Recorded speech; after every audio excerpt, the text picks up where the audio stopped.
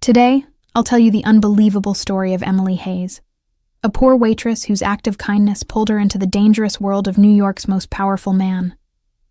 The neon open sign of Eddie's Diner buzzed weakly against the humid summer night, casting a faint red glow onto the sidewalk of a quiet Brooklyn street.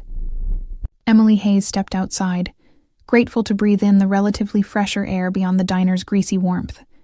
She rolled her shoulders to ease the ache from a 10-hour shift spent balancing plates and forced smiles. At 24, Emily had already learned that in New York City, life rarely handed out favors.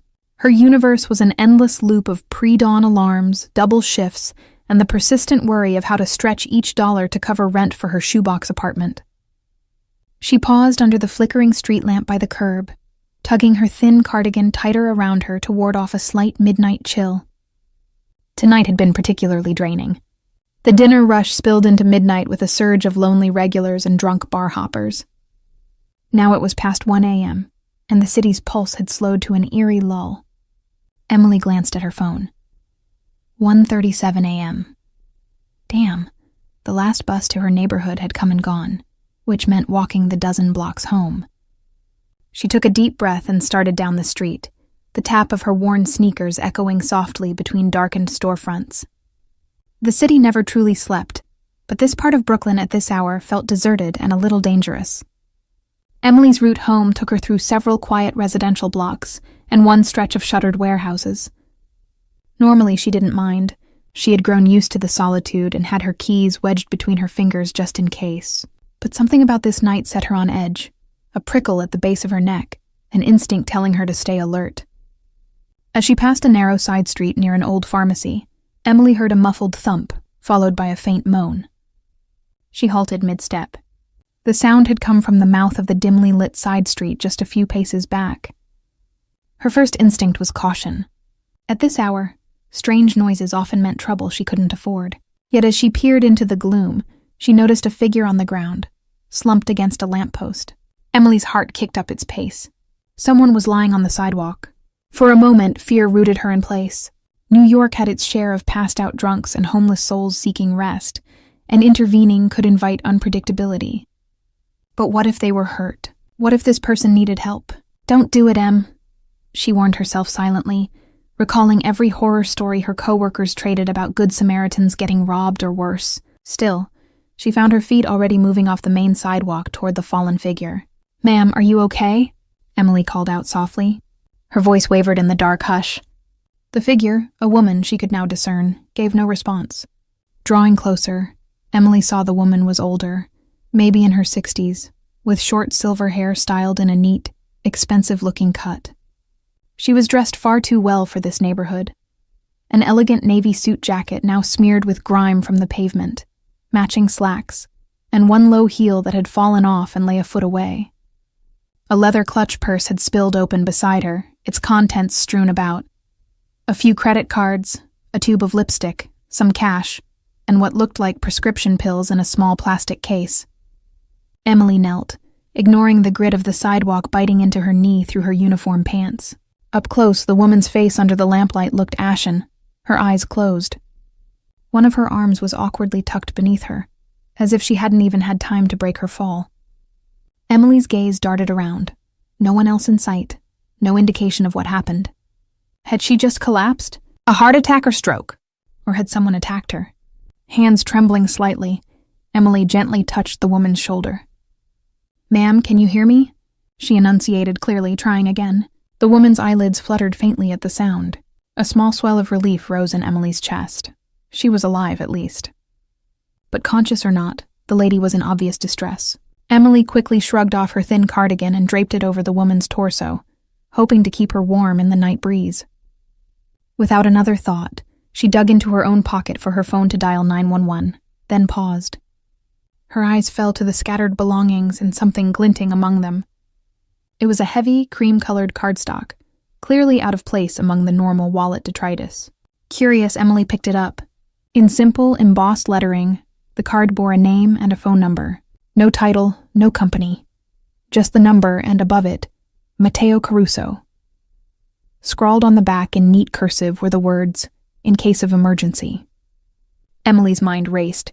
Matteo Caruso, Why did that name sound vaguely familiar? She worked at a diner where the cooks and waitresses gossiped about the city's goings-on. Names of local politicians and rumored mobsters occasionally floated in conversation during slow hours. Caruso. Wasn't there some story in the news a while back about a Caruso, a businessman? No, something darker lurking at the edges of memory. But she couldn't place it right now, and the woman on the ground took priority. Whoever Matteo Caruso was, he was clearly important enough to have an embossed emergency contact card. This woman could be a relative, maybe his mother. It was just a guess, but given her age and the fact she carried his card, it seemed plausible. If Matteo was the first person to contact in an emergency, calling him might be the fastest way to help her. The rational part of Emily's brain screamed to call an ambulance first. But then she remembered her location. They were in an industrial edge of the neighborhood, where emergency services notoriously took longer to respond. And if this lady had a heart condition or something, a few extra minutes could mean life or death. If Matteo Caruso could get here faster, or had private medical help, whoever he was, perhaps that was the very reason she carried this card. Hands shaking, Emily unlocked her phone. She hovered a moment between the keypad and the 911 dialer, then pressed the numbers from the card into the phone and hit call. The ringback tone had barely begun before a gruff, deep voice answered on the other end. "Who is this?" The male voice was tense and authoritative, each word crackling through the phone's tiny speaker with urgency and command. No polite greeting, just a demand. Emily swallowed hard, her mouth suddenly dry. My name is Emily," she said quickly, pressing the phone to her ear as she glanced down at the woman. I found someone, an older woman, on the sidewalk. She's unconscious, I think it might be your mother. She had your card with her." For a heartbeat, there was silence. Then the man's voice sharpened like a blade. "What happened? Where is she?" "She just collapsed. I don't know why," Emily stammered. "We're near Atlantic Avenue by the old pharmacy on 3rd. I work at Eddie's Diner and I was walking home." He cut her off, voice cold and precise. "Is she breathing?" Emily bent her head to the woman's chest. The rise and fall was faint, but it was there. Barely. It's very shallow. Her pulse is weak, too. She pressed 2 fingers to the side of the woman's neck as she'd seen in first aid guides, relieved to feel a thready beat. A harsh exhale on the other end. "Listen carefully," the man said, steel underlying each syllable. "Do not move. Stay with her. Don't call anyone else. And don't let anyone near her. I'm on my way. 10 minutes. "Oh, okay," Emily managed, but the line had already gone dead. She pulled the phone away, hand trembling. The abrupt silence felt as jarring as the voice had been. He hadn't even confirmed that the woman was his mother or identified himself, but something in his tone told Emily she had just spoken to Matteo Caruso himself. And whoever he was not going to ask twice. Emily slid her phone back into her pocket and blew out a shaky breath. Her heart was drumming anxiously in her chest. Was she doing the right thing? Should she have just called 911 instead? Perhaps Matteo would call an ambulance anyway. Surely he wouldn't just show up without medical help, would he? She cast a quick look around the street. It was deserted, silent except for the distant hum of traffic from a busier avenue and the buzz of the street lamp overhead. Kneeling there beside an unconscious stranger, Emily felt wholly exposed and absurdly alone. But at least help of some kind was coming. The woman suddenly gave a soft groan, a barely audible sound. Emily leaned closer. In the dim light, she could see beads of perspiration on the woman's pallid forehead. Was it a heart attack? She'd seen one once, a customer at the diner who clutched his chest and collapsed. He had been clammy and faint, not unlike this. If that was it, minutes mattered. Emily chewed her lip, indecision gnawing at her. 10 minutes, he had said. A part of her rebelled. What if he didn't make it in time? 10 minutes could be too long. But he'd ordered her not to call anyone else, implying perhaps that calling 911 might complicate things. It struck Emily as odd. Most people's first reaction would be, call an ambulance. Why would he insist she not involve anyone else? Fear of police? Hospital records? Emily brushed those thoughts aside and focused on the here and now. She gingerly took the woman's hand. It was ice cold. With her other hand, Emily adjusted her cardigan to better cover the woman's torso and arms. It's okay. Help is coming, she murmured softly, unsure if the woman could hear. Hang on, just hang on. She sat back on her heels, her jeans soaking up the dampness from the concrete. The city air felt heavier tonight. pressing down with a silence that was only broken by the distant wail of a siren somewhere far off. She glanced anxiously down 3rd Street, then back at the older woman. It occurred to Emily that she didn't even know this lady's name. She rifled gently through the contents spilled from the clutch, locating a slim wallet. Her fingers found a driver's license. She angled it toward the street lamp. Gianna Caruso, it read, next to a photo of the same woman in better health, smiling warmly. The surname confirmed it. This must be Matteo's mother, Gianna. Emily silently tried the name, hoping speaking it aloud might rouse her. Mrs. Caruso, Gianna? Can you hear me? She squeezed the woman's hand lightly, but there was no response beyond a faint, raspy breath. Time felt elastic, stretching and sagging with every second that ticked by. Emily's nervous mind filled the quiet with worries. If this was a heart attack or stroke, even 10 minutes might be too long without proper help. What if he doesn't get here in time? What if she dies right here in my arms? The thought made Emily's stomach clench. She looked again down the street. The far end of 3rd intersected a larger road, Atlantic, which at this hour was nearly empty. But as she watched, twin orbs of light appeared in the distance, coming from that direction. They grew brighter, accompanied by the low roar of a powerful engine. Then another set of headlights and another. 3 black vehicles turned onto her block, moving far faster than the usual city traffic. Emily pushed herself to her feet, standing protectively in front of Gianna's prone form. The vehicles, a trio of sleek black SUVs, raced down the narrow street, engines echoing off the brick facades. For a wild second, Emily had the urge to run. This is what you called, she reminded herself. They're here to help. Still, the sight was intimidating. Tinted windows, no license plates visible, and they weren't slowing down until the first one braked hard just yards from where she stood. Tires screeched against asphalt. The lead SUV's headlights washed over Emily, momentarily dazzling her. Doors flew open in near unison across all 3 vehicles. Shapes emerged, dark figures in suits, moving with astonishing coordination. In the glow of the street lamp, Emily counted at least 8 or 9 men fanning out quickly, some scanning the shadows, others converging toward her and Gianna. Her heart slammed against her ribcage. This was not an ambulance crew or ordinary concerned family. The way they moved reminded her of Secret Service agents or a private security team, deliberate, efficient, and armed. Yes, now she could see the unmistakable bulge of holsters under jackets as a few of them passed through the lamplight. One man strode at the forefront, and even without seeing his face clearly, Emily knew instinctively who he must be. He moved with a singular purpose, the other men parting around him as he approached as if he commanded the very ground he walked on. "Emily?" he asked sharply as he neared, his gaze flicking over her before dropping to the woman on the ground. The way he said her name carried both recognition and impatience. She realized he must have come straight to her expecting the young woman who called. "That's me, I'm Emily," she said, voice a bit unsteady. She stepped back to give him room. She just collapsed. I was walking and found her like this." But Matteo Caruso was already on one knee beside his mother, barely hearing Emily's words. In the harsh white beam of a flashlight one of his men held, she finally saw him clearly. Matteo looked to be in his early 30s, tall and lean, dressed in a crisp charcoal suit despite the late hour. His dark brown hair was neatly trimmed, an elegant cut that matched the sharp angles of his clean-shaven jaw. But it was his eyes that struck Emily most. Intense and almost black in the low light, like twin voids consuming everything they focused on. Right now, they were fixed on Gianna with raw concern, tempered by tightly controlled fury. "Mom? Mama, I'm here," he said quietly, touching the back of his fingers to her pale cheek. It was a soft gesture at odds with the tension radiating from him. With his other hand, he checked her neck for a pulse, much as Emily had, then her wrist. The slightest release of breath told Emily he found one. Another man hurried forward carrying a metal briefcase. He was older, maybe in his 60s, with keen eyes and a slight stoop.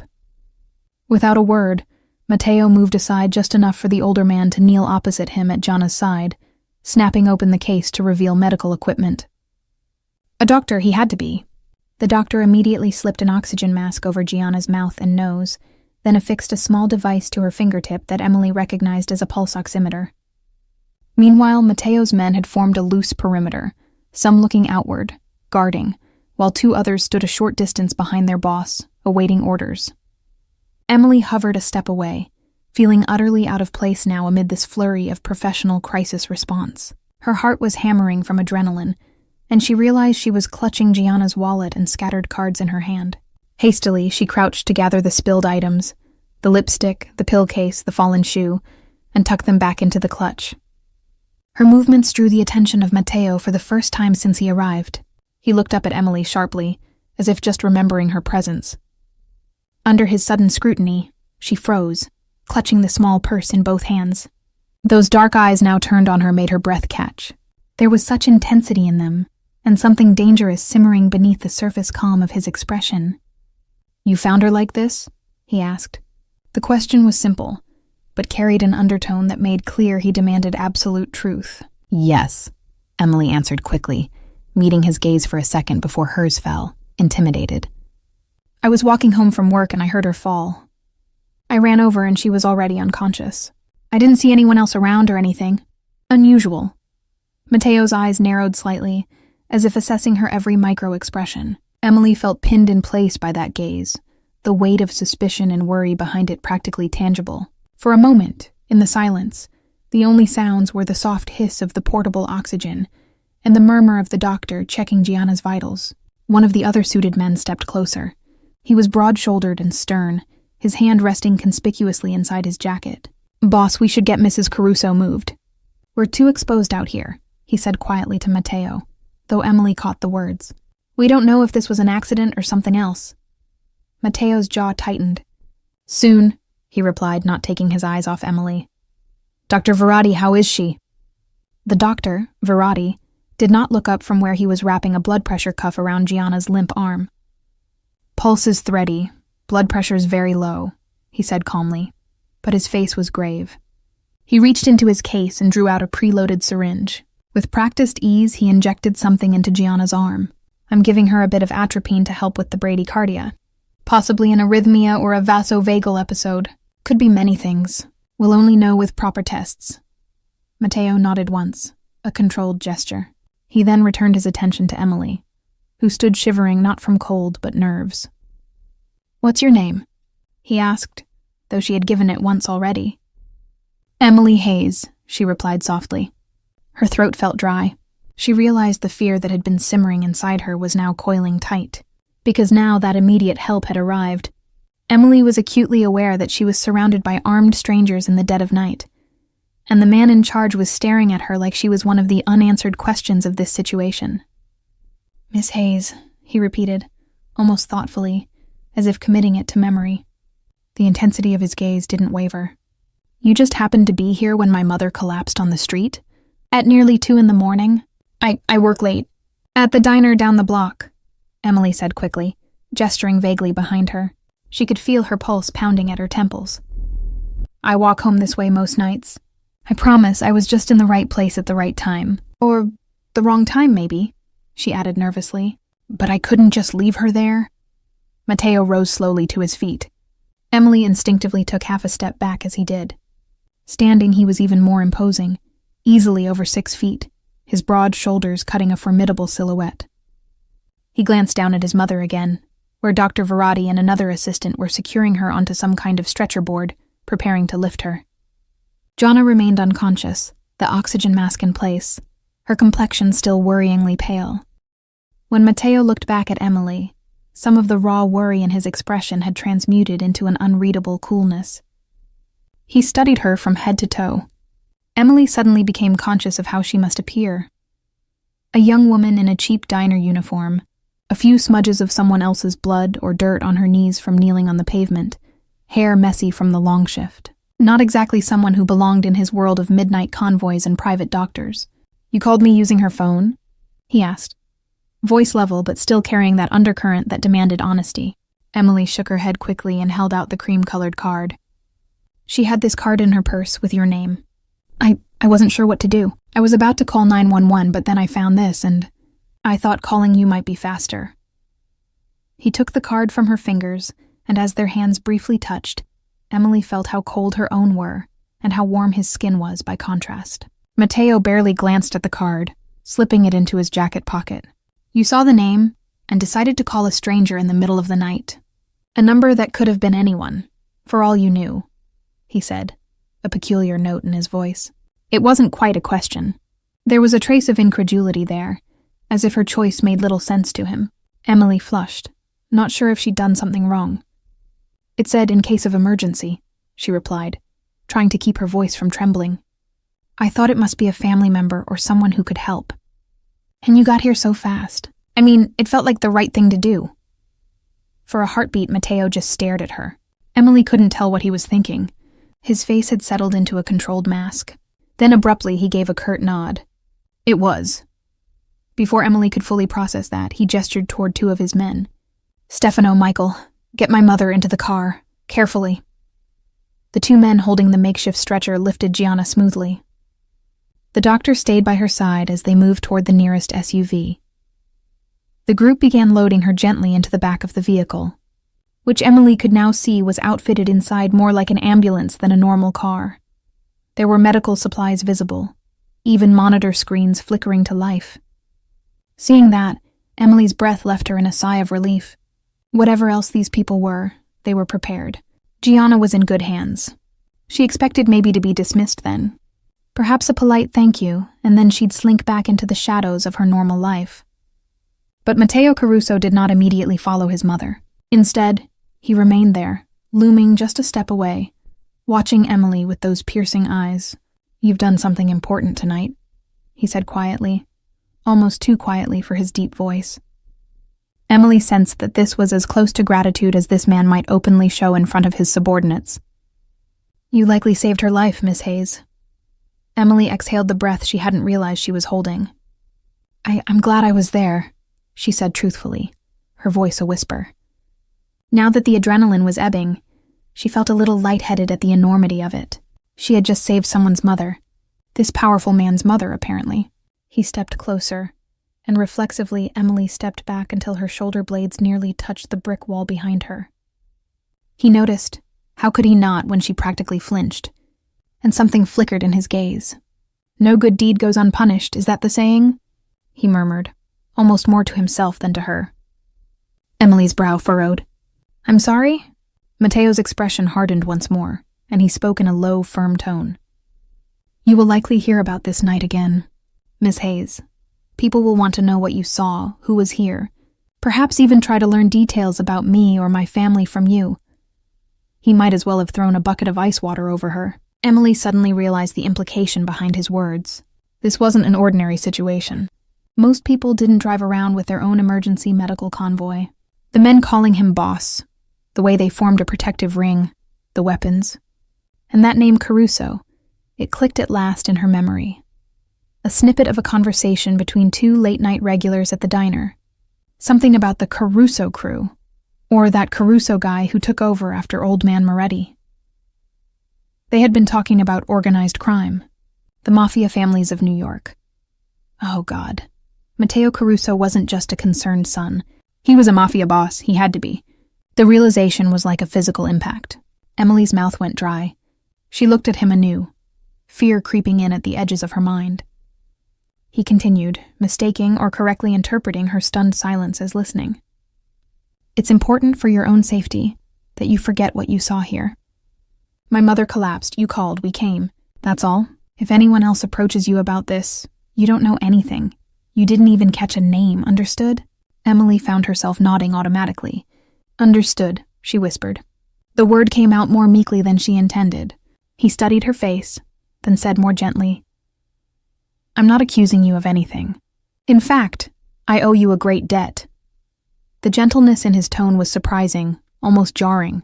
Mateo reached into his inside jacket pocket, and Emily stiffened, a spike of alarm flashing through her. But he only pulled out a sleek black wallet. From it, he withdrew a thick fold of bills. Emily's pride kicked in a beat ahead of her caution.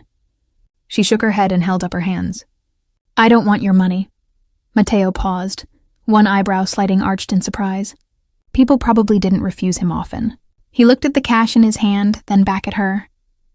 Consider it a thank you for— No, Emily interrupted, her voice stronger this time.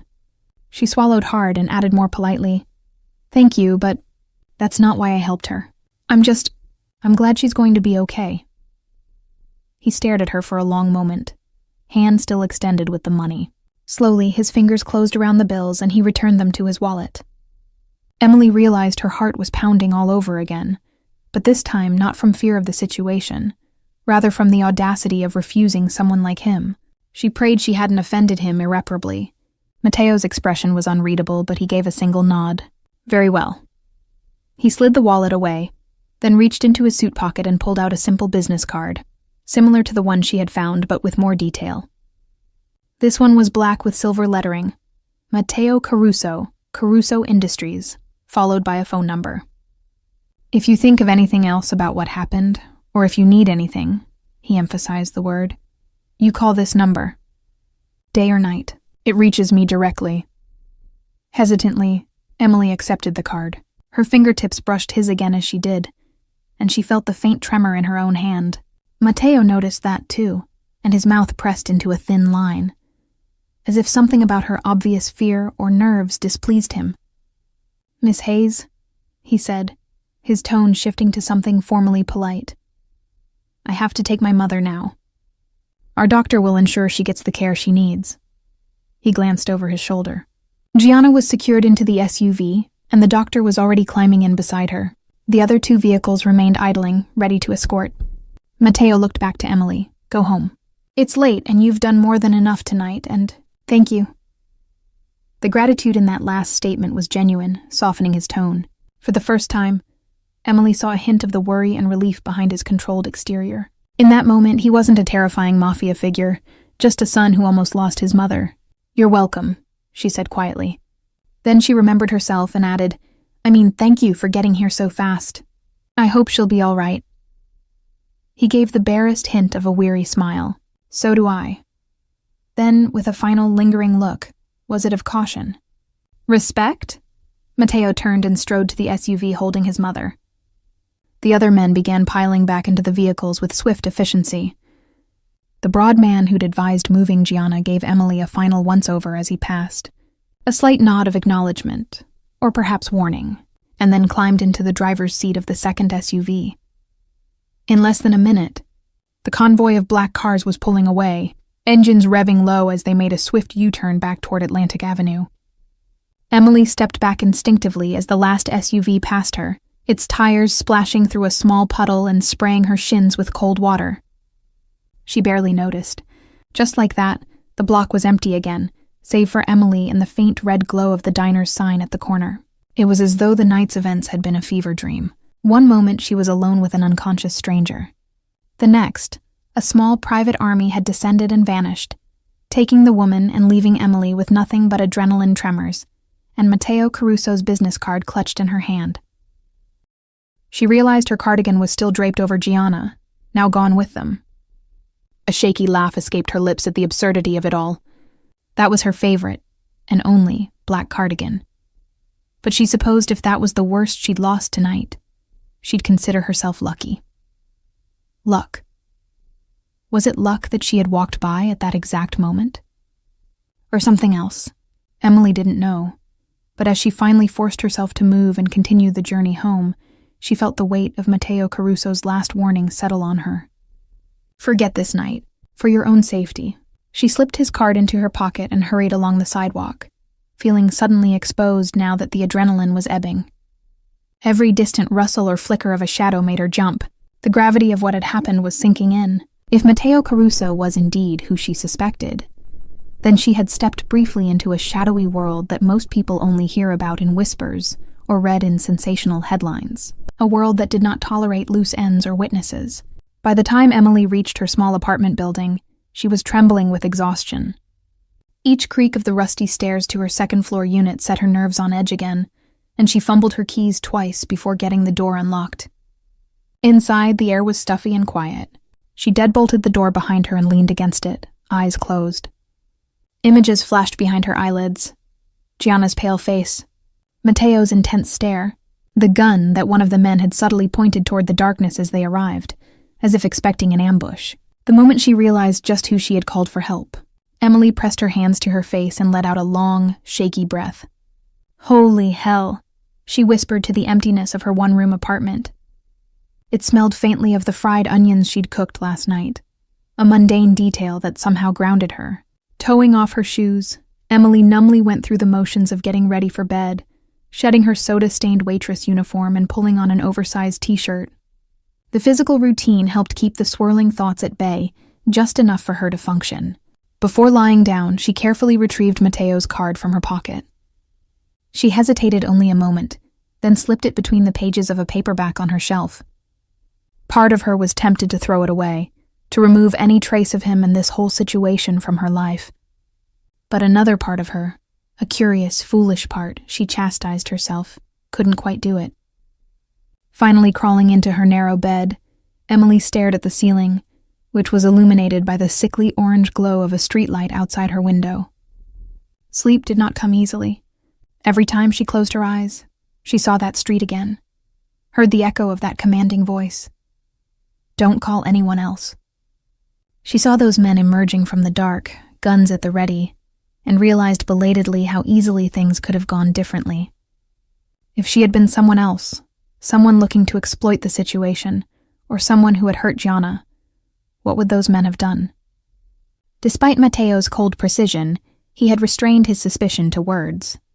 But Emily had the distinct feeling that if he truly thought she was a threat, she might not be lying safely in her bed right now. That thought alone was enough to make her break out in a sweat. She kicked off her blanket and rolled onto her side, willing her racing heart to slow. It's okay, she whispered to herself in the darkness. They have no reason to hurt you. You helped them.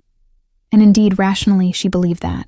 She saved Gianna, and that earned at least some goodwill. Even so, Mateo's warning replayed in her head.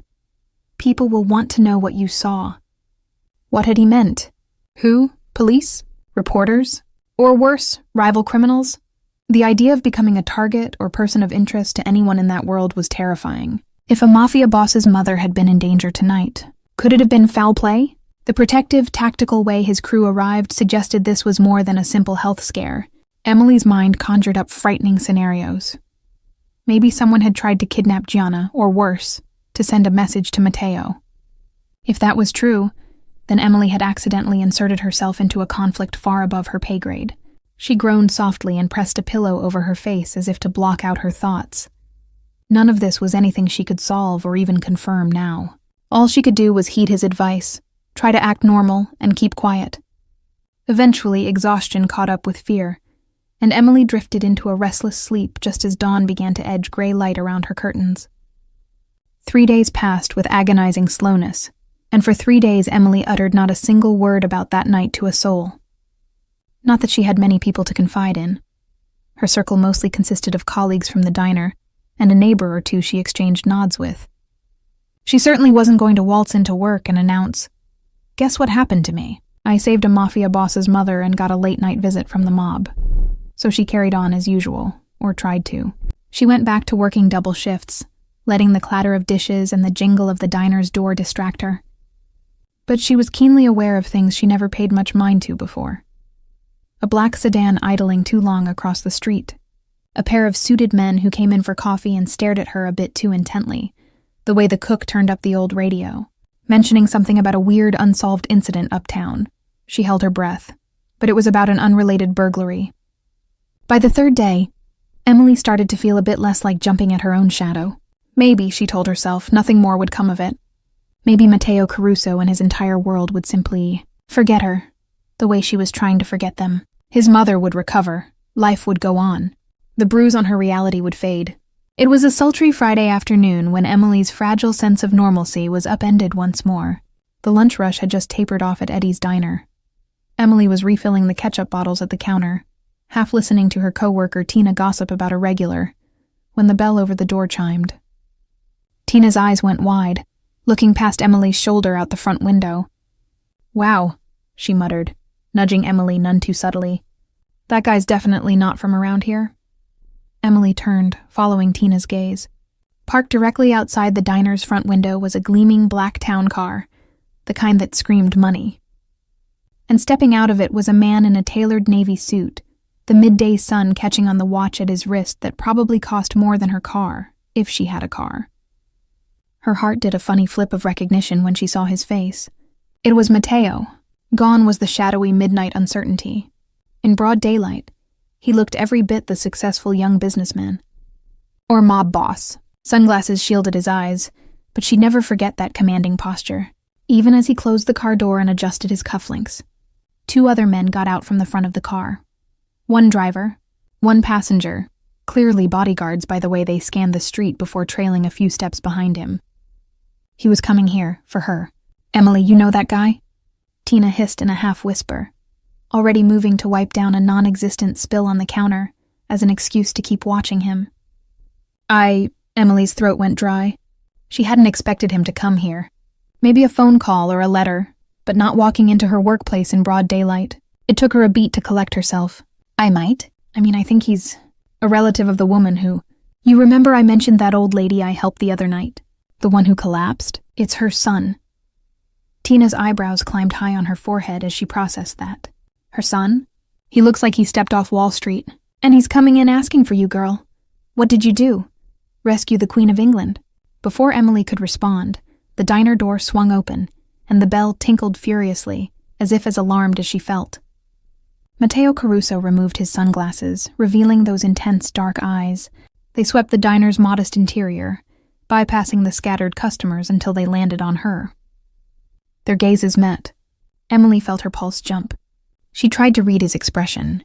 There was a slight relief in it, maybe, and purpose. He approached with a measured stride, his 2 silent guardians taking a seat at a booth near the entrance, clearly giving him space yet remaining alert. He stopped a polite distance from where she stood behind the counter. A faint smile touched his lips, an attempt at warmth, perhaps, though it didn't fully reach those probing eyes. "Miss Hayes," Matteo greeted, inclining his head. "I hope I'm not interrupting." His voice, though civil and softer than the sharp tone she remembered from their first encounter, still carried that naturally commanding timbre that turned a simple statement into something that demanded attention. Emily realized she had been gripping the ketchup bottle so hard her knuckles were white. She set it down, praying Tina or none of the customers could sense her jittery nerves. She summoned a small smile. "Mr. Caruso, hello? This is unexpected." Understatement of the century, but at least her voice didn't shake.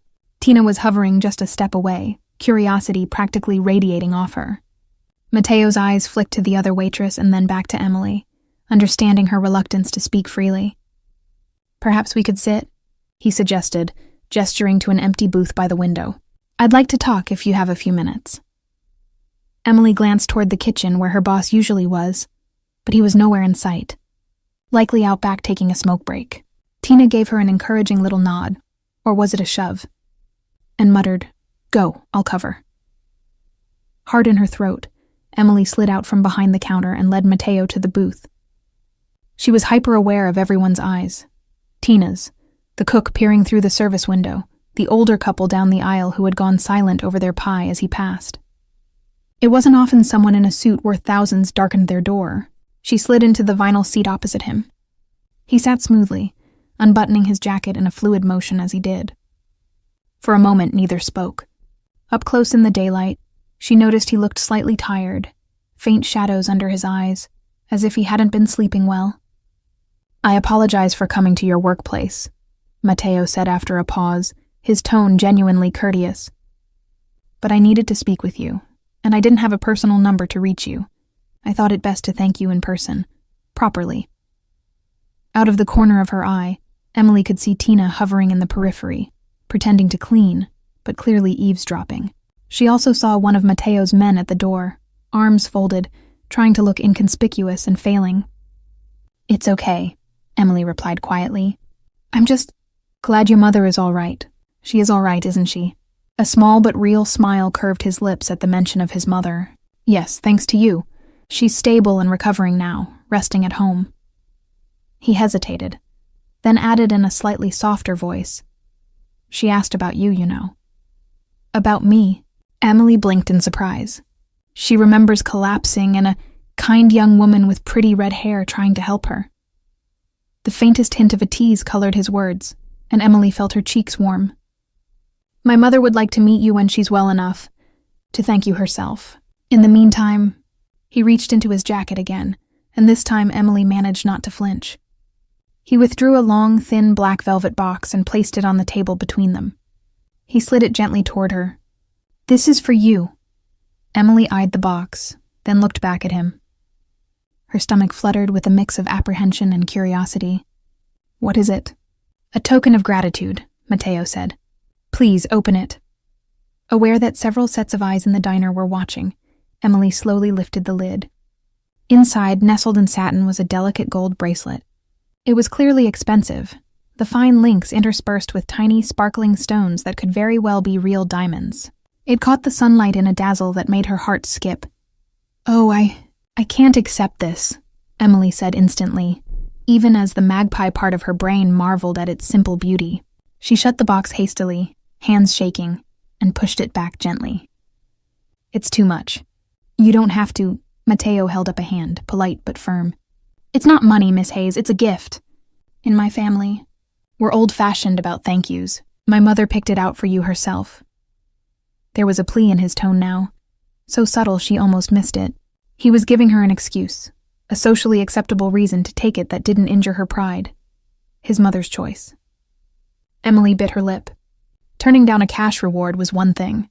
Refusing a personal gift chosen by a grateful older woman felt entirely different, almost rude, and he had phrased it in a way that laid it on his mother's door, whether true or not.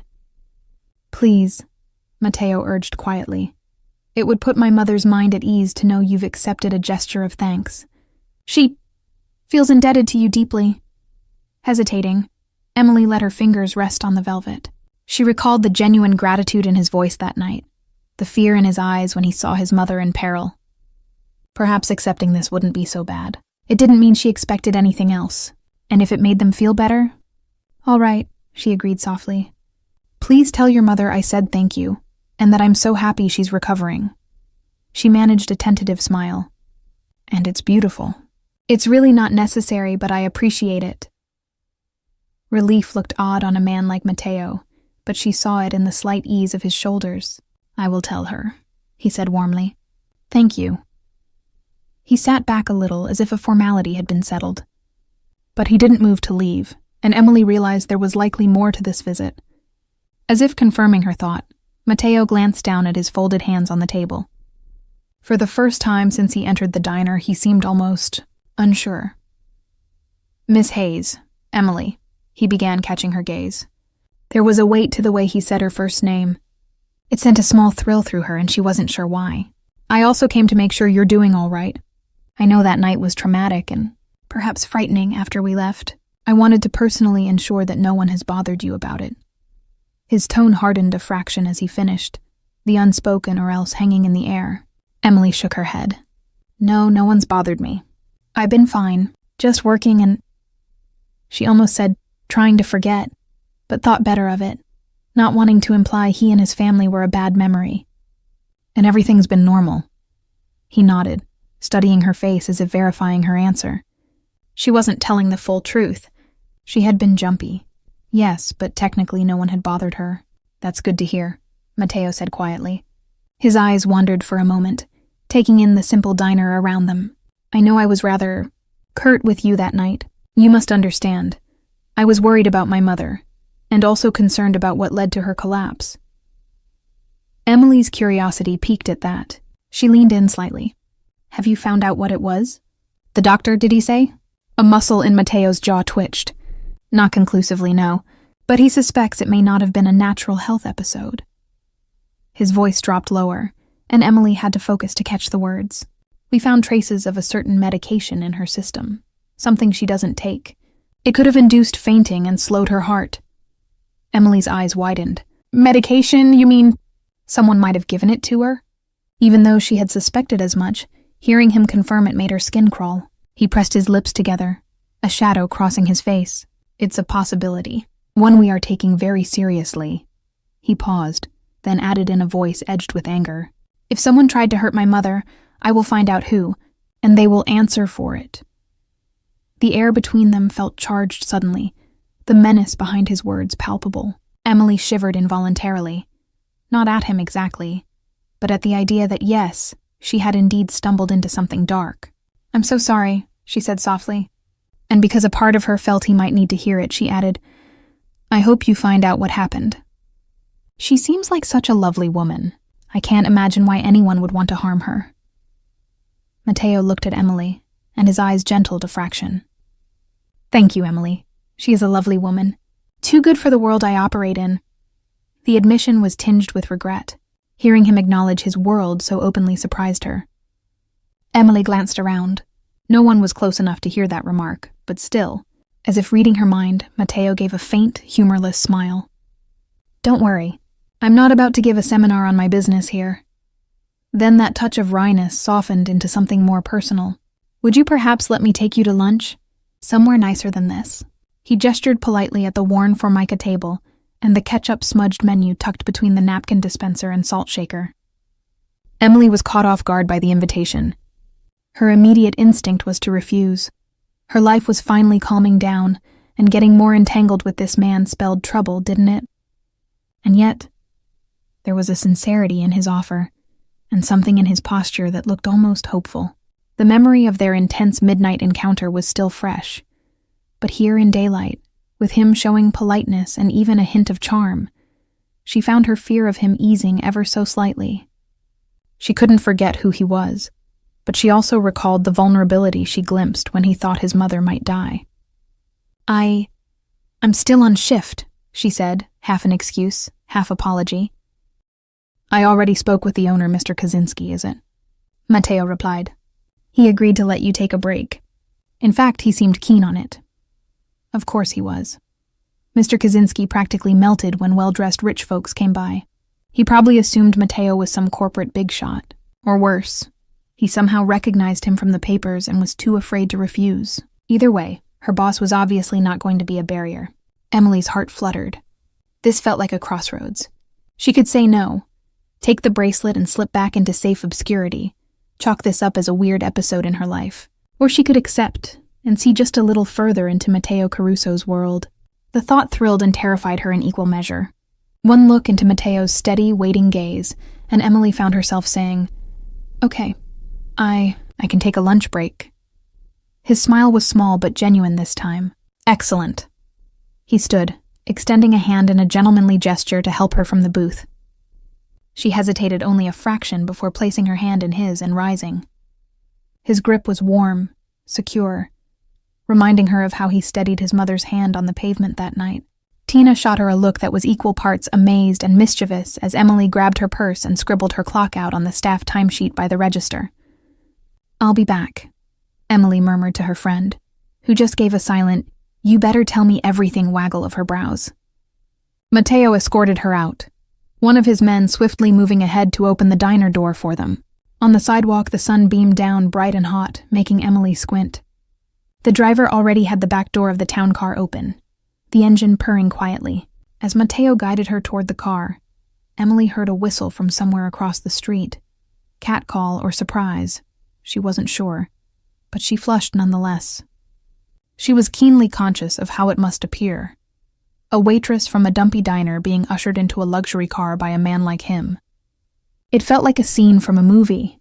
He must have sensed her sudden self-consciousness, because once they were both settled in the back seat and the door shut, he said kindly, "Relax. I know this is unusual for you. I just want to talk a bit more without prying ears, and make sure you get a decent meal as part of my thanks."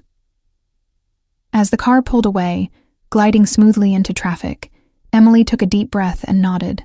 The interior smelled of leather and a faint trace of his cologne, a clean, refined scent that made her head swim slightly in the enclosed space. "All right," she agreed softly, folding her hands tightly in her lap to still their trembling. "Let's talk." To Emily's surprise, Matteo did not take her to an extravagant 5-star restaurant. Instead, after a short drive, they arrived at a quiet Italian trattoria tucked away on a tree-lined street in a nicer part of Brooklyn. It was the kind of place one might easily overlook. A family-run gem with checkered tablecloths, and a chalkboard sign out front, advertising the day's specials in looping cursive. "I hope you don't mind Italian," Matteo said as the car came to a stop. "The owner is an old friend. It's closed to the public right now for a private event, but he owed me a favor and let me have a corner." There was a note of something in his voice. Pride, maybe, or apology for the secrecy. "Italian sounds great," Emily assured, and it did. Her stomach chose that moment to rumble softly, reminding her she'd been too nervous to eat much during her shift. And the scents wafting through the open door of the restaurant as they approached, ripe tomatoes, basil, baking bread, were heavenly. Inside, the trattoria was dim and cool. A jovial older man in a crisp white shirt, presumably the owner, greeted Matteo effusively in Italian, clasping his hand and patting his shoulder in a familial way. They conversed briefly. Emily caught the man glancing her way with a kind smile and a word that sounded like Bella, which made her cheeks warm. Matteo introduced her simply as a friend, which also made her heart unexpectedly flutter. They were led to a small table near a window that looked out onto a tiny courtyard garden. True to his word, the main dining area was empty save for them, though Emily noticed two of Matteo's ever-present guardians had taken discreet seats at the opposite end of the room, giving the illusion of privacy while clearly keeping watch.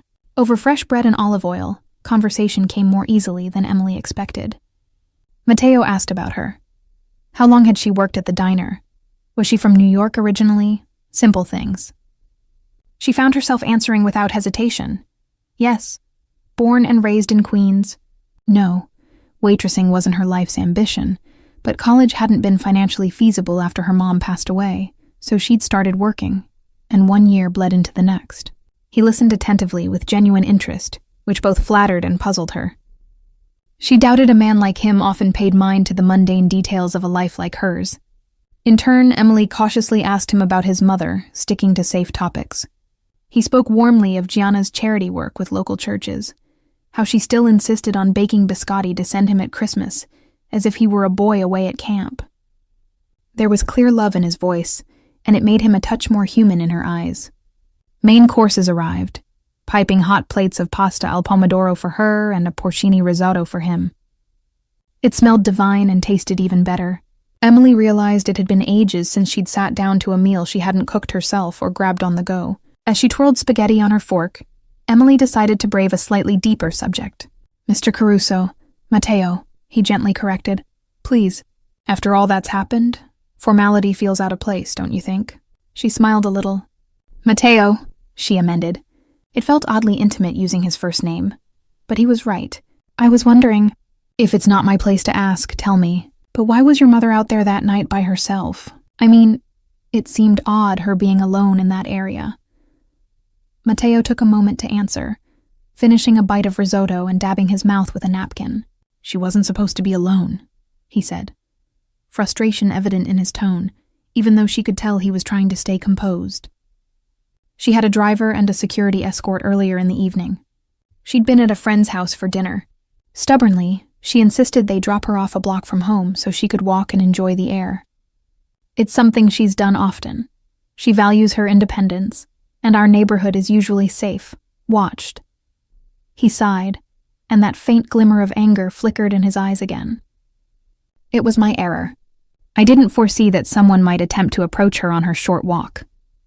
We believe someone intercepted her, maybe tried to talk to her, stress her into sending a message to me, or perhaps even drugged her quickly, as the doctor's findings suggested. We found her driver knocked out cold in his car around the corner. He'd been tasered. That's how we know it was a deliberate act. Emily's hand flew to her mouth. That's awful. It also aligned with the suspicion that had been growing in her mind. Yes, Matteo's voice was grim. They came after my family, after an innocent woman, to get to me. His fist clenched on the table, then he consciously relaxed it, noticing Emily's startled glance at the sudden show of anger. Forgive me. It still makes my blood boil. Emily reached out before thinking, her hand gently touching his forearm that rested on the tablecloth. I'm so sorry, she said softly. I can't imagine how horrible that must feel. His arm tensed under her fingers at first. Then he turned his hand over in silent acceptance of her comfort. It was a simple gesture, but somehow charged with meaning. It's the reality of my life, Matteo replied quietly. One I hope to shield her from. And others. They stayed like that a moment, his hand very warm beneath hers. Then he gently patted her hand and withdrew, perhaps mindful of propriety or the prying gaze of his men. Emily felt a strange disappointment at the loss of contact. Clearing his throat, Matteo changed the topic slightly. I hope you understand now why I was so insistent that night about discretion. Word of what happened to my mother got out in certain circles. If it became known that you were a witness or involved, those responsible might seek you out." His eyes darkened. "I could not allow that." Emily shook her head, a chill passing over her despite the cozy restaurant. Have they tried to seek me out?" He shook his head. "Not that we've detected. I've had some people quietly keep an eye on you, just in case." Seeing her eyes widen, he added quickly, "For your protection, Emily." The black sedan she spotted idling near her apartment yesterday morning suddenly made sense. She had chalked it up to paranoia. Maybe it wasn't paranoia after all. But at least they were his people, not the enemy's. Thank you," she said, not entirely comfortable with the idea of being watched, but admittedly relieved it wasn't malicious. Mateo's lips curved a little. "I'm sure it was annoying. My apologies if it felt invasive, but I'd rather have you irritated than in danger." A small huff of laughter escaped her. "When you put it like that, I guess I can't complain." They exchanged a gentle smile. The ease with which they were conversing now surprised Emily. She felt the initial wall of fear she had around him eroding. He was still the same man who had frightened her that first night. She could never forget the chilling authority in his voice. But he was also undeniably more than that. A devoted son. A man carrying heavy responsibilities who could show kindness and humor. The plates were cleared. The owner himself brought 2 cannoli and espressos on the house and winked at Emily when Mateo wasn't looking, as if to say good job. She couldn't help but blush. As she finished the last sweet, creamy bite, Emily realized she had nearly lost track of time. Lunch break at the diner certainly didn't usually stretch this long. "I should probably get back to work soon," she said reluctantly, glancing at the clock above the wine bar. Over an hour had passed. Of course. Mateo signaled for the check, which was waved off by the owner with a playful scold that he wouldn't hear of it. He then stood and offered his hand once more to help her up from the table. But this time, when her palm met his, a sudden commotion from outside shattered the peaceful bubble of the afternoon. Raised voices echoed from the street, followed by a loud bang that made Emily jump, and Mateo's grip on her hand tighten protectively. One of his bodyguards was instantly at the door, peering out, while the second moved closer to shield Mateo and Emily where they stood. "It's fine," the guard by the door called back, though his stance was tense. "Just a car backfiring down the block. A couple of punks on bikes got startled, that's all." Emily realized her heart was hammering. Everyone in the restaurant had instinctively frozen at the noise. Mateo's men poised to react. The owner behind the bar crouched in alarm. It was as if they all half expected something terrible. Perhaps they did. Mateo's face had gone cold. His eyes narrowed toward the door. In that split second of perceived threat, she saw the other side of him surface. The boss. The man who deals in danger as a matter of course. His jaw was set, and there was a tension in him as if he was coiled to spring. Without thinking, Emily's free hand gently touched his forearm, drawing his attention down to her. "It's okay," she said softly. "False alarm, right?" He looked at her, and some of the hardness melted. He nodded and released a slow breath she suspected he'd been holding. "Yes, force of habit." They left the restaurant after warm goodbyes to the proprietor. Outside, the sunny street was indeed just as calm as before, save for a faint lingering scent of burnt exhaust. But Emily noticed Mateo's men were extra vigilant as they escorted her back into the car. The drive returning to the diner was short, but a heavy quiet had settled. Mateo appeared lost in thought, perhaps already reassembling his protective mental armor now that their pleasant lunch was over.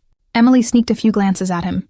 His profile was sharp against the daylight, handsome in a severe way.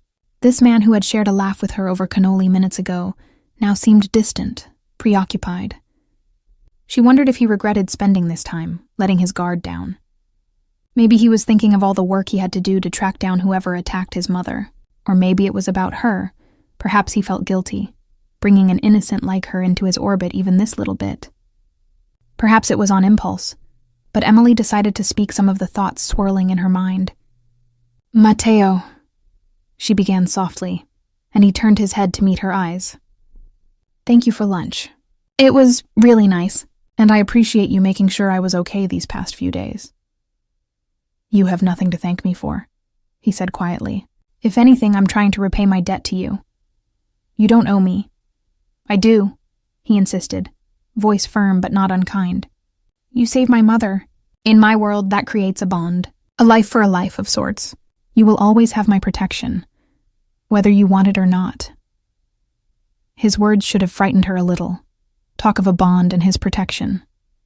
But the way he said it was almost gentle, as if it was simply a fact she needed to accept for her own good. Emily hesitated, then asked the question that had been nibbling at her since the night in the alley. "Why?" He frowned slightly. "Why what? Why did whoever it was go after her? Was it really just to get to you? I mean, who are these people?" She wasn't sure how far she could push, but to her surprise, he answered without rebuke. "A rival," Matteo said plainly. "An organization that wants territory, influence. The city isn't big enough for everyone to have a peace peacefully. They think I'm too soft, because I haven't engaged them openly. So they test boundaries, and sometimes they do horrible things like this to provoke a reaction or send a message." Matteo held out his arms in a gesture of surrender. "You have me where you want me. I came alone, as asked." "Pat him down," the bald man ordered his crew. The masked man approached Matteo cautiously, gun-trained, and roughly patted Matteo's waist and legs. He pulled a small pistol from Matteo's ankle holster with a grunt of satisfaction and tossed it aside. Emily's heart sank. Their precautions had been thorough. "Now," Matteo said, voice hard. "Let her go." The bald man shook his head. "This isn't a simple hostage swap, Mr. Caruso. Our boss wants a word with you." From behind a container stepped a fourth figure Emily hadn't seen arrive. A tall, thin man with silver hair and cruelly sharp features. He was dressed in a crisp suit, adjusting his cufflinks as if this were a business meeting. He looked to be in his late 50s, early 60s, but held himself with youthful arrogance. Matteo's eyes narrowed at the sight of him. "Victor!" he spat, confirming for Emily that this was Victor Kozlov, the rival who had orchestrated all this. Kozlov smiled a snake's smile. Matteo, you've been a hard man to get hold of. I was beginning to think you didn't value your lovely friend here." His lightly accented voice oozed false charm. Matteo took a step forward, fury emanating from him. "Let her go, Kozlov." "Your issue is with me," Victor tutted. "All in good time.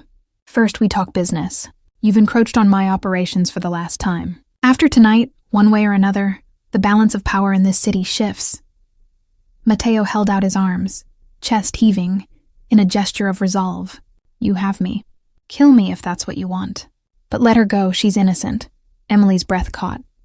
Hearing him so readily offer himself, tears welled despite her efforts to stay brave. "No!" she cried, voice cracking. "Don't." The brute nearest her clamped a hand over her mouth, muffling her protest. Kozlov chuckled. "Touching. But this isn't about simply killing. If I wanted you dead, Caruso, I'd have done it already. Snipers are terribly efficient these days." He began to pace slowly, like a lecturer. "No, what I want is your complete capitulation.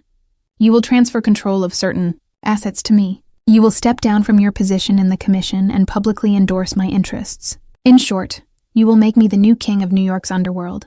Then maybe I let you and your pretty friend sail off into the sunset. Live quiet lives, far away." Matteo's face was stony. "You know I can't do that. My men would never follow you. It would be an all-out war." Kozlov sighed dramatically. "Stubborn, just like your father was. Look what it got him.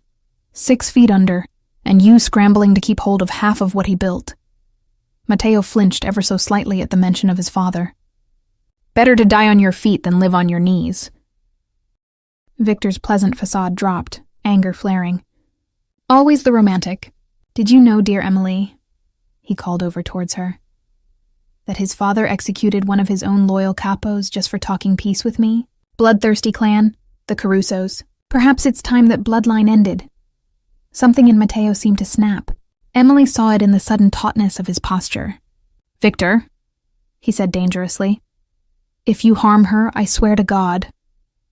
"You're in no position to threaten," Kozlov barked, pulling a gun of his own from inside his suit.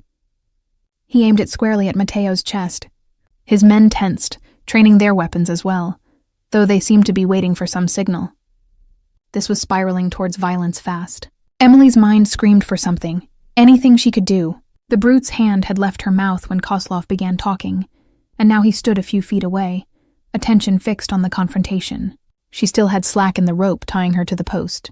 She glanced down. At her feet lay the heavy metal cylinder of an old dock cleat, rusted through on one side, likely broken off from somewhere. Slowly, she crouched and worked her fingers around it. It was loosely attached to a short plank, but she felt it budge. If she could free it. She tugged harder, adrenaline lending silent strength. It gave way, a chunk of wood and metal, rough and weighty, now in her hands. Emily's heart thundered. The brute guard was closest, maybe 4 feet from her, side-turned as he watched the standoff. The others were further, focused on Mateo. She had one shot. Summoning every ounce of courage, Emily lunged within the tiny radius the rope allowed and swung the heavy cleat fragment directly at the brute's head. It connected with a sickening thunk. He crumpled to the ground without a sound. For an instant, time froze. Then chaos exploded. The masked man shouted, "Hey!" and turned his gun toward Emily, eyes wide at the unexpected resistance. Mateo seized that moment. From somewhere on his other ankle or waist, he flicked out a small blade. He must have had another hidden weapon. With a swift motion, he slashed upward, catching the distracted masked man's gun arm. The man yelled, the firearm clattering to the concrete as he clutched his gashed arm. Simultaneously, Mateo pivoted and drove an elbow into the bald man's throat as he swung his pistol toward him. The older man choked, staggering. A gunshot rang out. Everyone froze for half a heartbeat.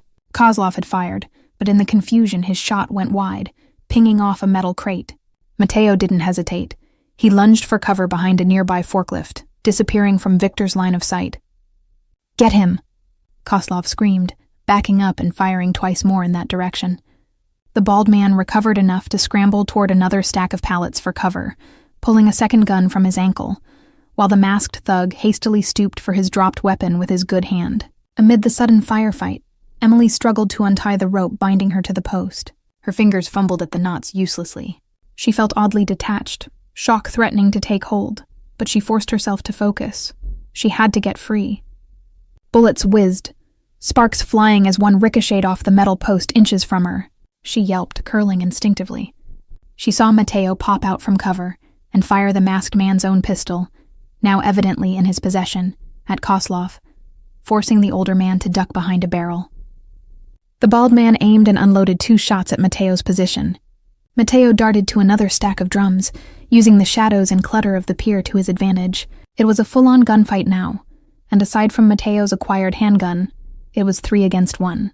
The brute she knocked out was still motionless. 1 down at least. Emily knew if she didn't get out of the way, she was as good as collateral damage. Gritting her teeth, she started rubbing her rope bindings against the sharp edge of the broken cleat piece still in her hand. Perhaps the rusted metal could fray the rope. Above the din of gunfire, sirens suddenly wailed in the distance. Police? The harbor patrol? Perhaps someone in the area reported the shots. Kozlov cursed loudly. "Wrap it up now!" The masked man, bleeding from his arm, gripped his pistol and began advancing toward where Mateo had last fired from, while the bald man provided cover fire. Mateo returned fire, hitting the masked thug in the leg. The man howled and went down on one knee. In that moment, Kozlov broke from cover and ran straight at Emily. Before she could react, he grabbed her, yanking her upright by the rope and pressing his gun to her temple. She gasped at the sudden vice-like grip and the cold metal against her skin. Mateo emerged from behind a stack of pallets just in time to see it. He froze, gun raised but unable to get a clear shot at Victor without hitting Emily. His eyes met hers across the distance, fierce, desperate. Victor panted, using Emily as a shield between him and Mateo. "Drop it," he snarled, "or I swear I will put a bullet in her brain." Emily squeezed her eyes shut, tears spilling. This was it. "Don't!" Mateo yelled, taking a step forward. "Drop the gun, Caruso," Kozlov barked, digging the barrel harder against Emily's temple. She whimpered involuntarily. For a terrifying couple of seconds, no one moved. Then slowly, Mateo knelt and set the pistol on the ground, sliding it away. He raised his hands, chest heaving. "Let her go, and I'll do whatever you want," he said, voice raw with emotion. "I'll give you the Empire, disappear, anything, just please." Victor sneered triumphantly and started to back toward the nearest car, an old sedan presumably theirs, dragging Emily with him. "If I recall, that's more or less where we started. But too late, my boy. I think I'd prefer to send a message with both of your bodies. Emily opened her eyes in time to see a blur of motion behind the pile of crates beyond Victor. Was that? A thunderous crack resounded. For a split second, Emily thought she'd been shot. But she felt no pain. Instead, she saw Viktor Kozlov's face go slack with shock, his eyes dropping to a sudden red stain blooming on his pristine white shirt. Another shot rang out, and she felt the rope jerk violently as Kozlov was thrown back. His grip on her loosened, the gun at her head clattering away. Victor collapsed to the pier, 2 red patches spreading on his torso. Emily stumbled free of his grasp, breathing hard. She looked toward the source of the gunshots. Out of the darkness strode a figure she recognized, one of Matteo's men, Stefano, the one who had been at the diner's door just yesterday. Behind him, a few others fanned out, weapons drawn. They must have followed despite orders, waiting for an opening. Relief crashed over her in a wave. The cavalry had arrived, and in the nick of time. The bald kidnapper and the masked one, seeing their boss down and reinforcements swarming, immediately threw down their guns and raised their arms in surrender. Matteo wasted no time sprinting toward Emily. She could barely stand as the adrenaline faded, legs buckling. But he caught her, strong arms wrapping around her trembling form just as her knees gave out. "Emily," he murmured, cradling her head against his chest.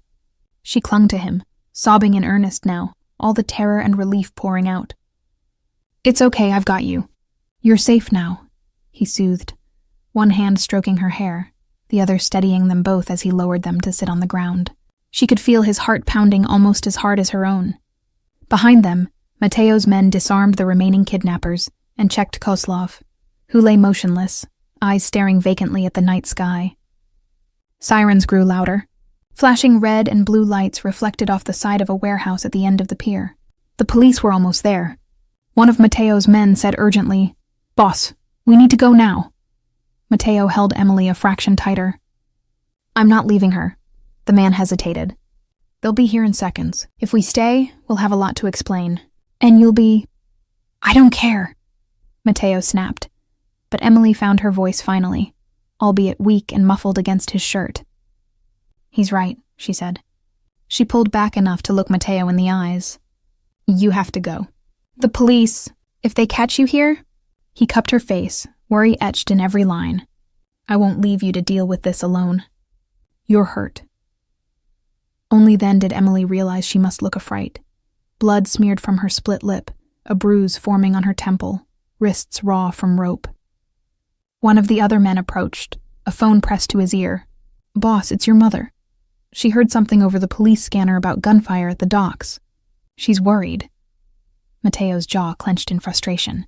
Emily managed a tiny pained smile and placed a hand over his on her cheek. "Go," she urged softly. "I'll be okay. It's over." He closed his eyes for a moment, then nodded. Leaning in, he pressed a gentle, lingering kiss to her forehead. "I will find you as soon as I can," he whispered fiercely. "I promise." With that, he stood, still holding her hand until the last second as he stepped away. Then he was gone, melting into the shadows with his men, just as the first NYPD squad cars screeched onto the pier, officers fanning out with guns raised, yelling for anyone present to put their hands up. Emily sat there amid the aftermath, bound, bruised, next to a dead crime boss and 2 wounded thugs moaning on the ground, and let the police find her. They swarmed in, shouting, securing weapons, cuffing the kidnappers. 2 officers gently untied her and helped her up. She answered their flurry of questions in a daze, sticking to a simple story. She was abducted, held hostage, not sure who these people were or why. Yes, that was Viktor Kozlov. The cops exchanged dark glances at that. No, she didn't know the man who saved her. Everything happened so fast and it was dark. Maybe a rival of Kozlov's? She didn't know. She kept insisting, playing the traumatized, clueless victim as best as she could. In truth, it wasn't entirely an act. She was traumatized and grateful and exhausted. And above all, she missed Matteo's presence fiercely, even though he'd only been gone minutes. An ambulance arrived. EMTs fussed over her, checking her head injury and wrapping her wrists. The world felt surreal. As they lifted her into the ambulance to take her for further evaluation, Emily caught a glimpse of a black sedan far down the street, barely visible behind a line of warehouses. It was there one second and gone the next. Maybe it was her imagination, but she liked to think it was him, watching just to ensure she was safe. In the days that followed, Emily became something of a reluctant media sensation. Hero waitress survives mob kidnapping, head injury and wrapping her wrists. The world felt surreal. As they lifted her into the ambulance to take her for further evaluation, Emily caught a glimpse of a black sedan far down the street, barely visible behind a line of warehouses. It was there one second and gone the next. Maybe it was her imagination, but she liked to think it was him, watching just to ensure she was safe. In the days that followed, Emily became something of a reluctant media sensation. Hero waitress survives mob kidnapping. Her face was on the local news, though she kept her interviews brief and vague. The police kept her in protective custody at a hospital for 2 nights, mostly to guard against any retaliatory attempt and to question her repeatedly. But with Kozlov dead, and his surviving goons eager to cut deals, the case against that faction solidified quickly, without needing much from her. She gave formal statements, identified the kidnappers, and that was all. When the dust settled, it looked as if the Kozlov operation had been planning to go after the Caruso family, and she was collateral caught in the crossfire. The official narrative was that an unknown third party intervened in the firefight. Some speculated it was vigilante justice or a rival gang, but no one could say for sure. Emily, of course, kept Mateo's name out of it entirely, and without evidence, the authorities couldn't connect him to the scene. If any detectives suspected the truth, they didn't press her on it. Perhaps even they didn't want to tug that thread too hard. Eventually, she was allowed to go home. Her boss at the diner gave her paid time off, a first in the history of Eddie's Diner, to rest and recover. Her neighbor, Mrs. Kowalski, insisted on bringing her soup and watching over her like a doting aunt whenever she could. But what Emily truly yearned for was a sign from Mateo. She had his number, of course, and he had hers. But after such a harrowing ordeal, she understood he might be laying low, or dealing with the power vacuum left by Kozlov's demise. The newspapers hinted that police presence in the city's underworld was heavy, anticipating potential fallout. So she waited, trying to be patient, trusting his promise. It was 5 days after the incident when a knock came at her apartment door just after sunset. Emily's heart leapt into her throat. Somehow she knew, even before peeking through the peephole. She opened the door to find Mateo standing there in a charcoal jacket, looking tired and a touch nervous. Behind him at the stairwell loitered one of his ever-watchful men. She recognized Stefano again, who politely turned away to give them privacy. For a moment, she and Mateo simply looked at each other. Then Emily broke into a smile that brought a sheen of tears to her eyes, and Mateo stepped forward, gently wrapping her in his arms. She sank against him, releasing a breath she felt she'd been holding ever since that night. "Hi," she managed, voice wobbling with happiness. "Hi," he whispered, pulling back just enough to search her face. His fingers lightly traced the fading bruise on her temple, then the healing cut on her lip, as if reassuring himself she was really okay. "I'm sorry it took me so long. You're here now. That's all that matters," she said earnestly. Then with a half-chuckle, "Though you've caused quite a stir in my life, you know. Paparazzi I never asked for." His mouth twitched in a guilty smile. "I heard. You handled it brilliantly.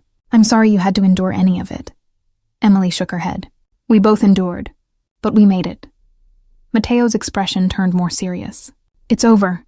Kozlov's men have scattered or come to heel under other leadership. The immediate danger is gone, and I've had a lot of time to consider what's next." She guided him into her apartment, shutting the door behind. He looked around the tiny studio, his tall frame almost out of place in the humble surroundings. But she saw no judgment, only relief and tenderness in his gaze when it returned to her. "Sit," she offered, motioning to her small couch. They settled side by side, turned toward each other. Dusk's light slanted through her window, casting long shadows. Mateo took a breath. "I meant what I said that night. I'll step away from it all. Leave the city, the business. If it means keeping you safe, keeping us safe. My father's empire. I've realized it'll consume me otherwise, or get those I love killed. I was ready to hand it over to that madman to save you, and I have no regrets." He reached for her hand, threading his fingers through hers. "There are already others eager to fill any void.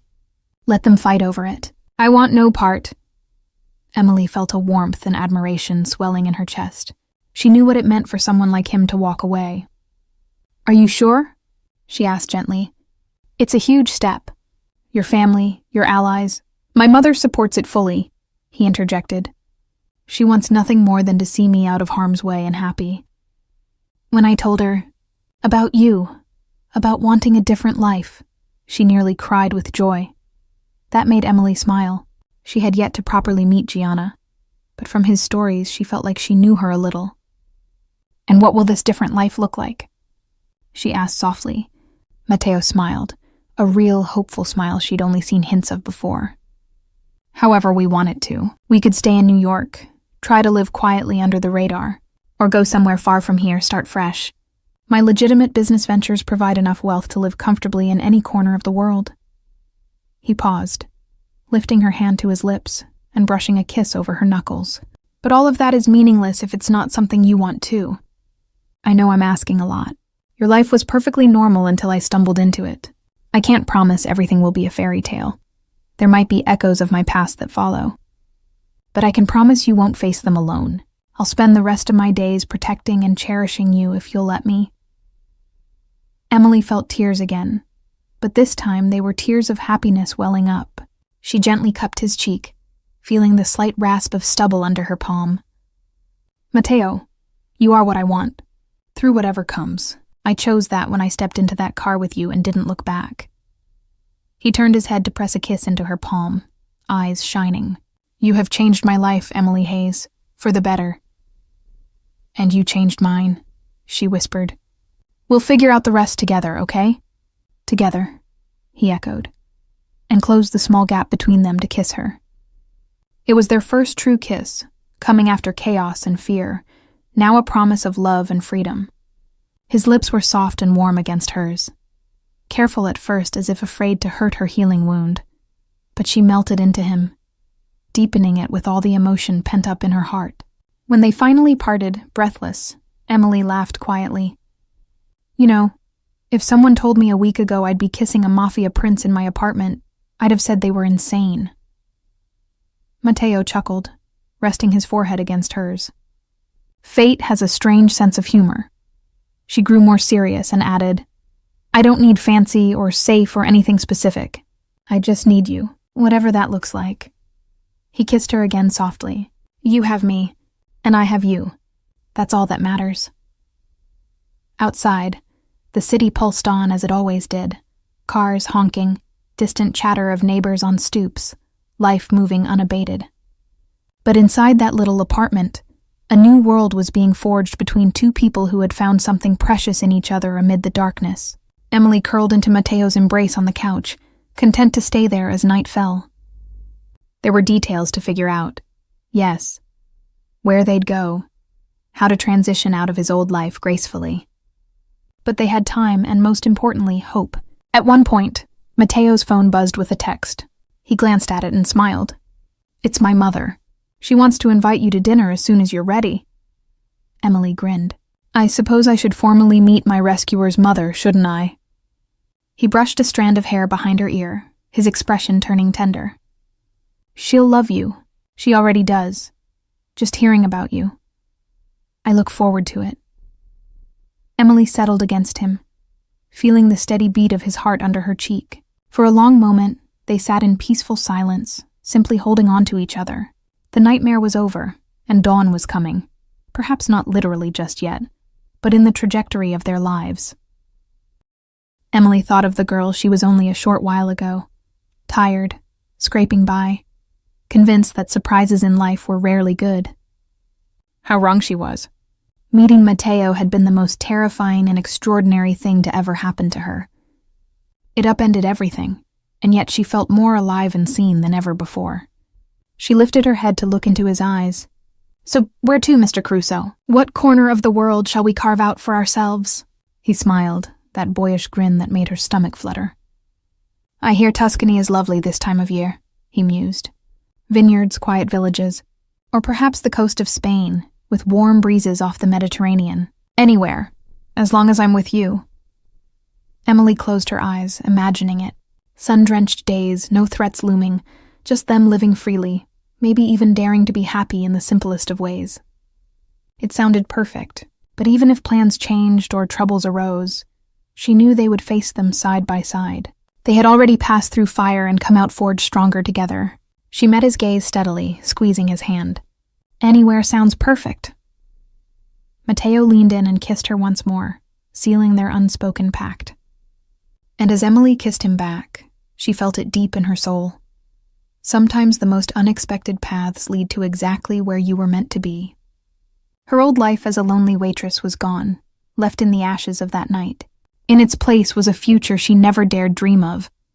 A future with a man who had risked everything for her, and who she would gladly follow to the ends of the earth. Whatever lay ahead, they would step into it together, hand in hand, hearts intertwined, ready to face a new dawn beyond the shadows of the past.